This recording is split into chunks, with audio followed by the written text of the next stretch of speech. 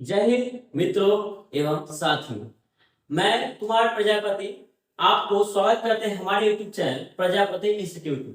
आज किस टॉपिक पर आज के इस वीडियो में हम चर्चा करेंगे किसे कुछ मेडिकल नॉलेज के बारे में हम लोग बात करें।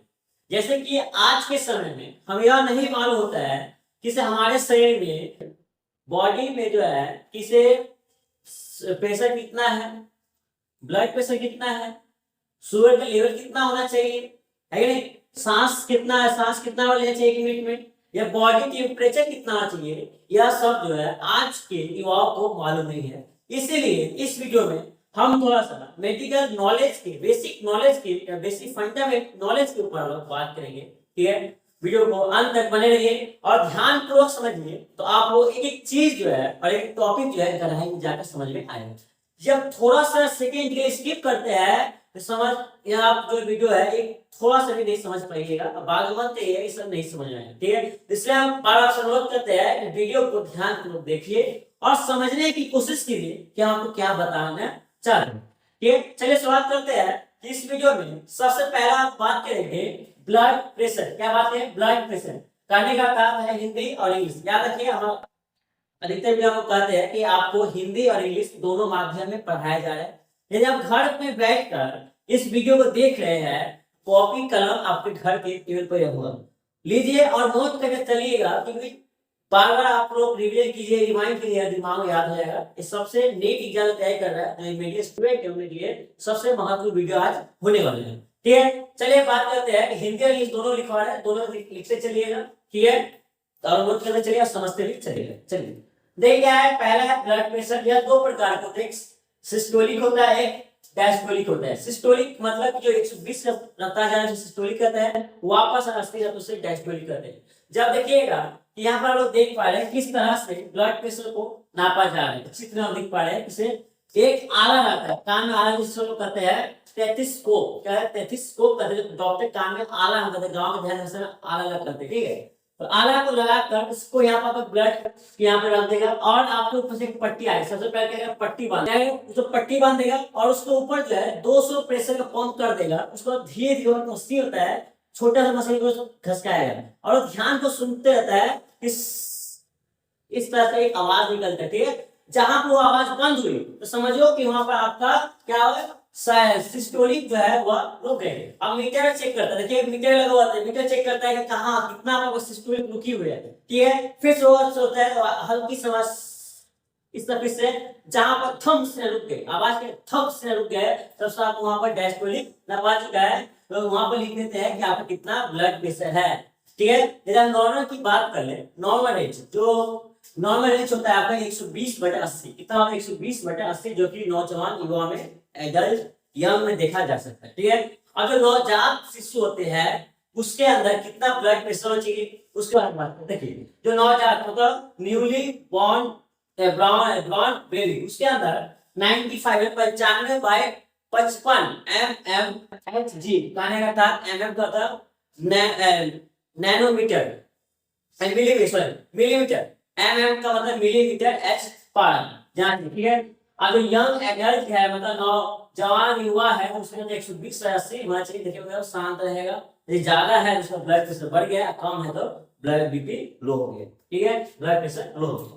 और यदि बूढ़ा व्यक्ति की बात करें, वैक्स व्यक्ति है जो बूढ़ा है, ओल्ड एज, उसके अंदर देखिएगा 150/90 का mmGh, मतलब 150 क्या है आपका सिस्टोलिक है, क्या सिस्टोलिक है, और 90 क्या है आपका डायस्टोलिक है। ठीक है, तो देखिए जो कहते हैं ना किसी बुढ़वा सनक गए, तो भाई कहाते हैं गांव है कि बुढ़वा सनक गए करेंगे मतलब ब्लड प्रेशर क्या उसका हाई आता है, क्योंकि ब्लड प्रेशर नॉर्मल रेंज कितना होता है 120/80 होता है। लेकिन बुढ़वा में जो होता है, जो बुजुर्ग होते हैं उनका ब्लड प्रेशर थोड़ा हाई आता है, तो उसको दिमाग का गर्म हो जाता है, ऐसे बात होता है, आप समझ ही नहीं पाइएगा। ठीक है, चलिए आगे बात करते हैं किसे हाई बीपी हाई है, क्या पता चले यदि हाई है तो मिनिमम 140/90 जा सकता है। ठीक है, 140/90।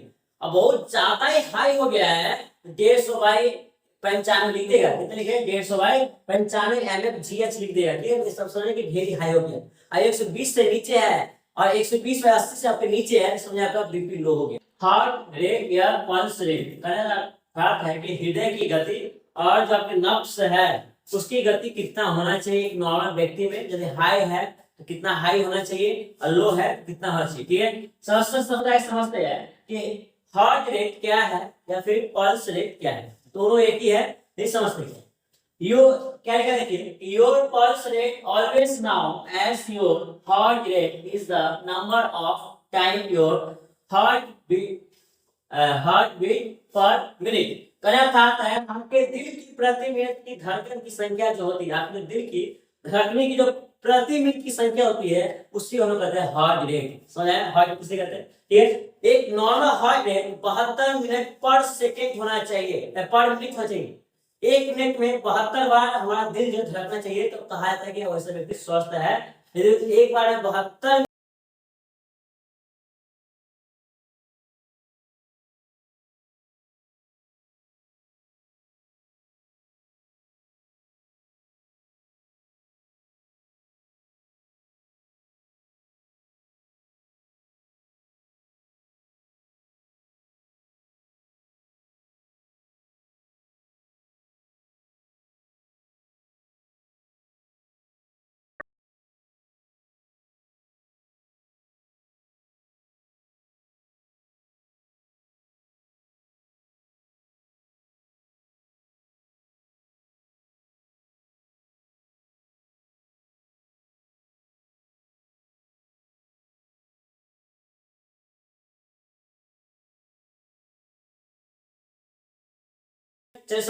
आगे समझते हैं कि मानव के शरीर में हीमोग्लोबिन जो है कितना होना चाहिए।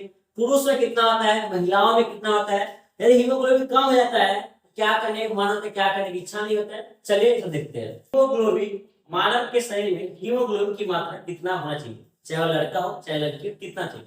आगे हीमोग्लोबिन क्या होता है, कहाँ पाया जाता है, इस सब को देखिए। पहला बात देखते हैं कि हीमोग्लोबिन एक प्रकार का प्रोटीन है। क्या है, एक प्रकार प्रोटीन है जो कि हमारे रक्त में उपस्थित आरबीसी में होता है। तो जो कि आरबीसी मतलब रेड ब्लड सेल्स, हिंदी में क्या है तो लाल रक्त कणिकाएं या कोशिकाएं में पाया जाता है। एक पुरुष से बात कर ले तो आरबीसी होता है।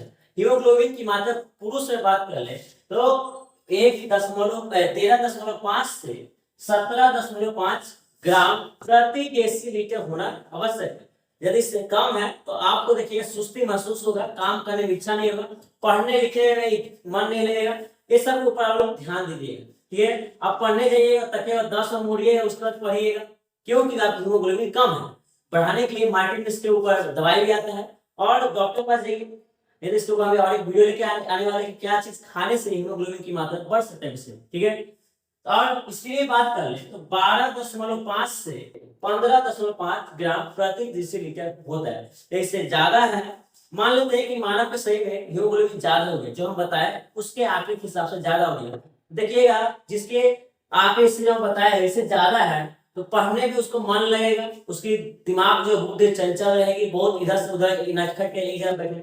आप घर में छोटा जो बच्चा होता है उसके अंदर हीमोग्लोबिन देखिएगा अधिक मात्रा में रहता है। क्यों देखिए कभी एक जगह रहते नहीं, वो इधर से उधर भागते खेलता फिरता रहता है, मन बहुत चंचल परमाश में घुड़दम करते रहते हैं। ठीक है, और ज्यादा है तो अच्छी बात है, कम है तो खराब बात है, क्योंकि आपका शरीर जो सुस्ती पुस्ती हो जाएगा, चुस्त दुरुस्त हो जाएगा, मन ही नहीं करेगा कोई काम करें। ठीक है, अब यदि ब्लड की बात करते हैं इसी में कि ब्लड मतलब पुरुष में ब्लड कितना चाहिए और स्त्री ब्लड कितना चाहिए। तो पुरुष की बात कर ले तो शायद 5 लीटर होना चाहिए और स्त्री में बात कर ले तो 5 लीटर होना चाहिए। आधा लीटर पुरुष की तुलना में महिला में आधा लीटर ब्लड क्योंकि देखिए महिलाओं में पीरियड्स चलते हैं, मतलब मासिक धर्म चलते हैं, जिसके कारण उसमें बहुत सारे ब्लड लॉस हो जाते हैं, जिसके कारण आधा लीटर पुरुष की तुलना में महिला में कम होता है। ठीक है, हालांकि यही भी है इसे आधा लीटर जो है पुरुष के दिमाग खाने में मजाक की बात नहीं, कोई सीरियस हो गया है। इसे महिलाओं में आर्तव चक्र चलता है, जिसके कारण ही महिला का जो ब्लड है आधा लीटर पुरुष की तुलना में कम। ठीक है, चलिए आगे बात करते हैं शुगर लेवल कितना होना चाहिए। किसे ब्लड शुगर मतलब शुगर का लेवल हमारे शरीर में या मानव के शरीर में कितना होना चाहिए। नॉर्मल कितना रेंज है, यदि हाई होगी क्या होगा, शुगर टेस्ट कैसे करवाते हैं। क्या लिखा हुआ है कि blood sugar is the main sugar found in your blood. जो आपका शुगर है मतलब आपके शुगर को हिंदी में वसा जो है आपके ब्लड पे ही पाया जाता है और छोटे से आपके जन्म से शुरुआत होता है। ठीक है, और जब तक आपकी मृत्यु रहती है तब तक ये शुगर आपके साथ चलता रहता है। फर्क क्या होता है कि जो अपना खाना को कंट्रोल नहीं करता उसके अंदर शुगर की मात्रा क्या बढ़ जाती है, वसा की मात्रा बढ़ जाती है।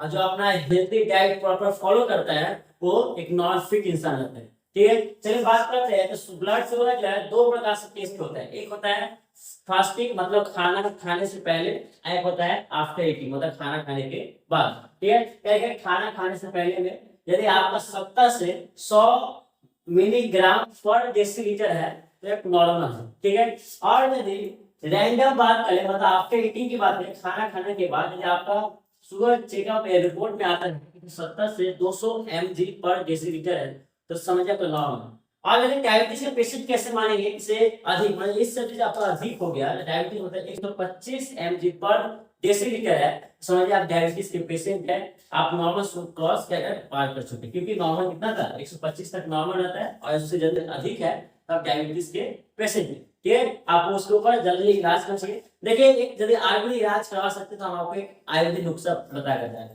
वो क्या ध्यान समझिएगा और यूज कीजिएगा। हम अपने जीवन में खुद यूज किए क्योंकि हमारे माता जी को भी डायबिटीज हो गया, मतलब शुगर का पेशेंट बन गए थे, तो हम खुद उनको यूज किए और ये दवाई उनको बताया और वो हेल्पफुल रहा। आपको ये बताने जा रहे हैं, ध्यान रहे क्या करना है। मेथी का दाना, मेथी का जो दाना है देखिए स्क्रीन पर देख पाए मेथी दाना इस प्रकार होता है। मेथी दाना क्या करना है, मेथी दाना ले लीजिएगा और रात को सोते समय एक गिलास पानी में उसको भिजाकर 1 चम्मच मेथी 1 चम्मच भिजाकर रख दीजिएगा और सुबह जो है खाली पेट उस भिगाए हुए पानी का जो मेथी दाना पानी है उसको क्या पी लीजिएगा और साथ में मेथी दाना फेंकिए नहीं, और साथ में पी लेने के बाद उसी मेथी दाना को चबा चबा कर खा लेना है। यदि आप ऐसा 3 महीने तक continue day by day continue करते हैं तो हम चैलेंज देते हैं, कुमार पे तो चैलेंज देते हैं आपको, इसे जड़ से शुगर खत्म हो जाएगा। एक चैलेंज देते हैं, हमारे गारंटी है, लिख कर ले लीजिए। तो हमारे पास गलत साबित है तो पढ़ाना छोड़ देंगे, मेडिकल लाइफ करियर छोड़ देंगे। ठीक है, इतना बात कुमार पे आपसे कर रहे हैं। चलिए आगे हम बढ़ते हैं अगला टॉपिक को, कि रिस्पिरेशन क्या है। रिस्पिरेशन दर मतलब श्वसन दर, हम लोग 1 मिनट में कितना सांस लेते हैं, कितना बार सांस लेते हैं उसको। अभी हमने देखा कि हृदय धड़कना 72 बार 72 पर मिनट आपका बीटिंग धड़कना चाहिए। अब सांस कितना लेना है 1 मिनट में उसको देखेंगे क्या है कि देखिए किसे आपका the respiration rate is the number of breathing as person take per minute, अर्थात किसे 1 मिनट में आप कितनी बार सांस लेते हैं उस दर को ही श्वसन दर कहते हैं। 1 मिनट में कितना सांस ले उसी दर को क्या कहते हैं, श्वसन दर कहते हैं। ठीक, नॉर्मल रेंज बात कर ले तो नॉर्मल रेंज होता है 12 से 18 बार बीपीएम मतलब बीपीएम मतलब किस आपका ब्रेथ पर मिनट, मतलब सांस लेना चाहिए आपको 18 से 12 पर एक जो नॉर्मल स्वस्थ व्यक्ति है। और जो 1 से 3 माही बच्चा जो है, 1 से 3 माह का बच्चा जो रहता है उसके अंदर जो है सांस लेने की प्रक्रिया जो है 30 से 60 बार होना चाहिए। एक मिनट में जो 30 से 60 बार सांस वो भीतर की ओर लेते रहेंगे। ठीक है, आगे बात कर लेते हैं। इसे नवजात शिशु, जो नवजात शिशु है उसमें कितना चाहिए, उसमें भी 30 से 40 बार होना चाहिए। नवजात मतलब जो 1 साल के ऊपर हो गया है उसको नवजात शिशु कहते हैं, या फिर 3 4 5 6 महीने कर सकते हैं नवजात शिशु, हम लोग कर सकते हैं। ठीक है, नवजात शिशु क्या है कि 30 से 40 पर मिनट सांस लेना चाहिए। चलिए अगला हम बात कर लेते हैं कि हमारे शरीर का टेम्परेचर कितना चाहिए, कैसे चेक करेंगे, कौन सा टेम्परेचर चेक करने वाला यंत्र आता है उसके बारे में बात करते हैं। हमारे शरीर का तापमान कितना चाहिए, बॉडी टेम्परेचर कितना होना चाहिए, ये भी अधिकतर लोगों को नहीं मालूम होता है आखिर बॉडी टेम्परेचर कितना होना चाहिए। देखिए हमारे शरीर का बॉडी टेम्परेचर बात कर लेते हैं तो शरीर का तापमान डिजिटल थर्मामीटर से नापा जाता है। हम जो 2 प्रकार के होते हैं, डिजिटल हो गया एक क्लिनिक। तो शरीर का तापमान जो है 2 थर्मामीटर से नापा जाता है, एक डिजिटल हो गया एक क्लिनिक हो गया।